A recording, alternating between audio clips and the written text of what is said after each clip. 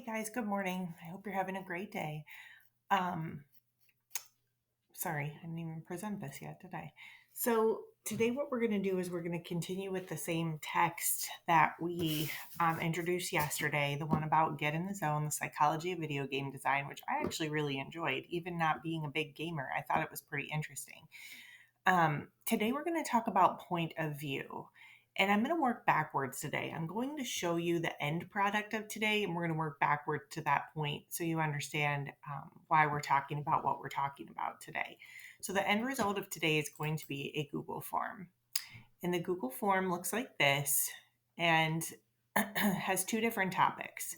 So, the first one that we're going to talk about is point of view, but we're not going to talk about just first person, second person, third person. We're going to talk about a subjective and objective point of view. And as you notice, the questions on the Google form for the first part have to do with point of view. So it asks, what does point of view mean? First person point of view uses which pronouns? Third person point of view uses pronouns like he, she, it, and they. Is that true or false? When you use a subjective point of view, what does the author include? When you use an objective point of view, is that true or false? And then there's going to have a selection from the text, from the story, and then it's going to ask about point of view related to that story. So, like, which of these parts show that the author is talking about himself? So, we're looking for first person point of view.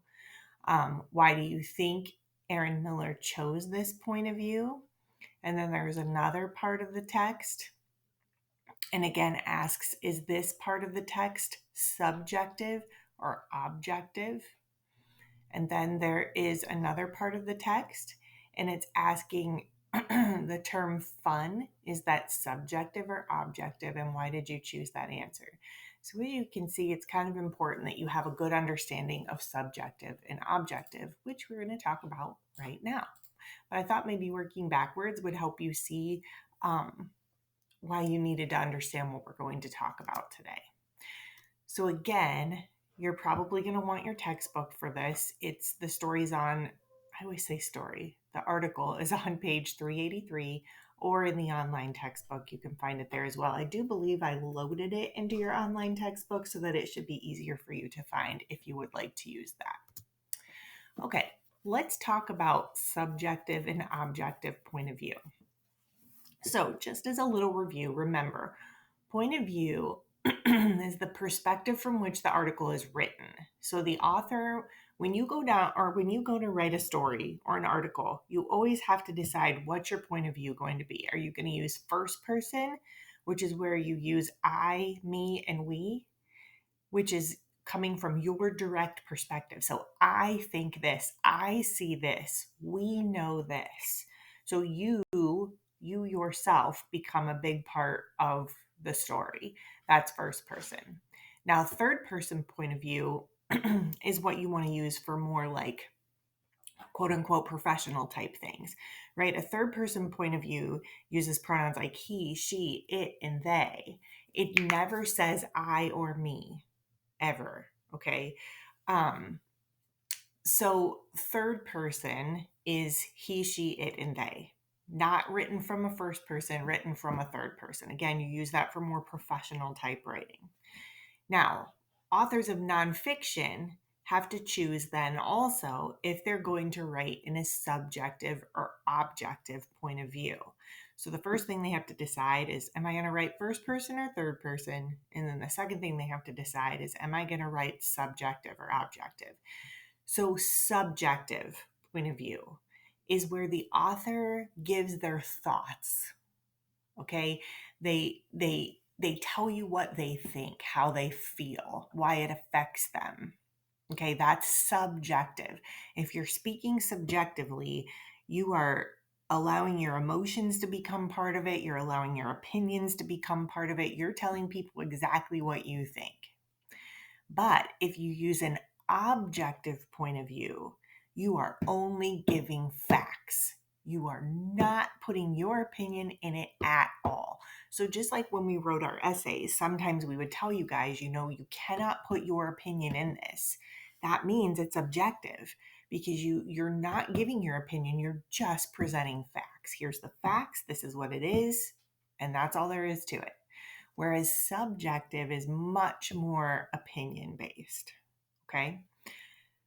And then it says down here, the author uses language to develop his or her voice or style and tone toward a subject. Voice and tone can influence point of view.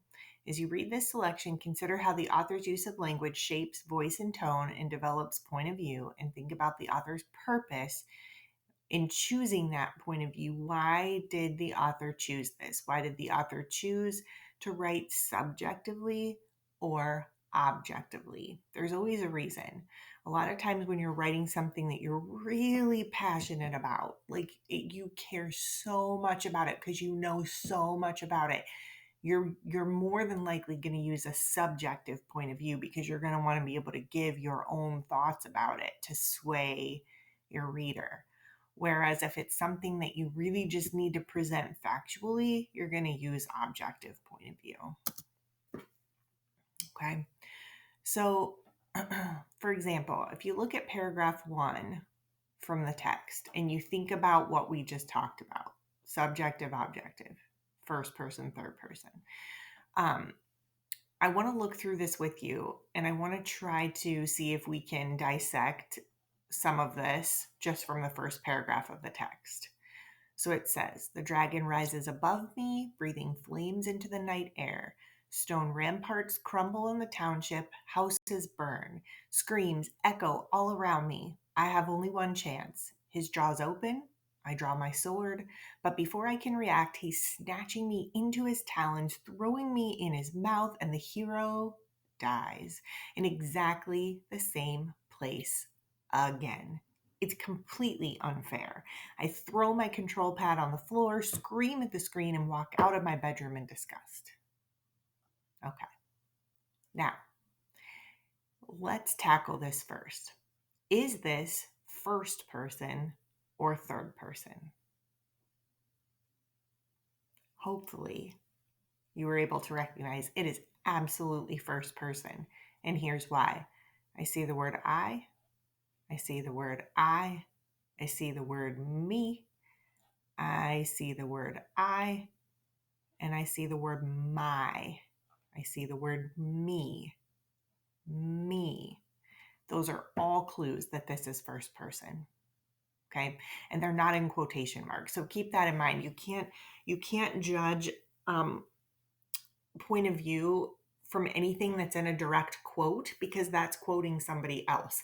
So the fact that there's no quotation marks here means that it's just the author's words. They're telling their story.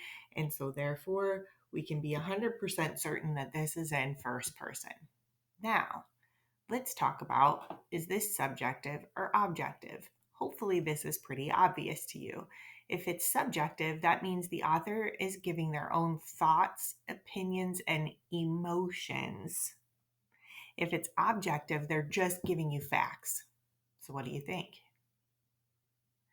Hopefully you were able to see that, especially with this last line, I throw my control on the floor, scream at the screen, and walk out of my bedroom in disgust.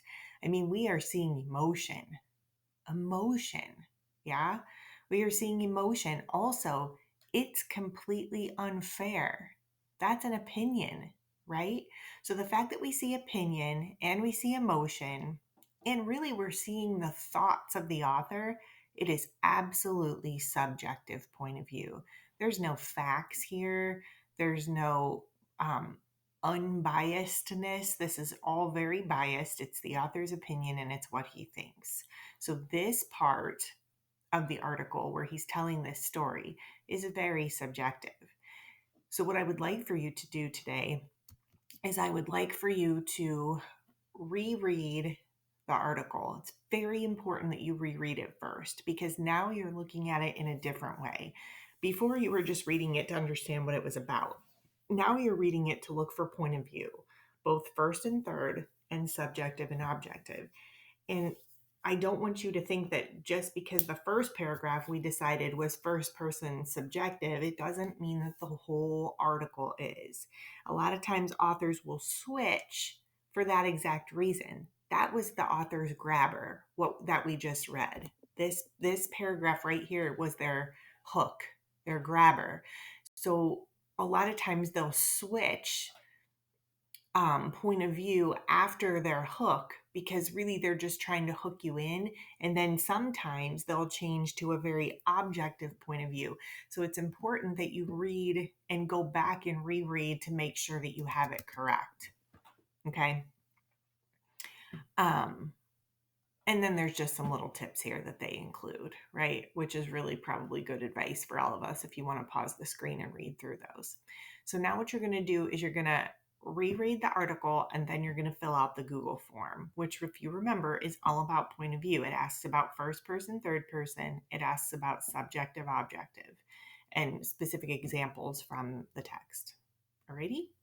If you have any questions, please come see me in office hours. Always super glad to help, but I hope you guys have a fantastic day. See ya.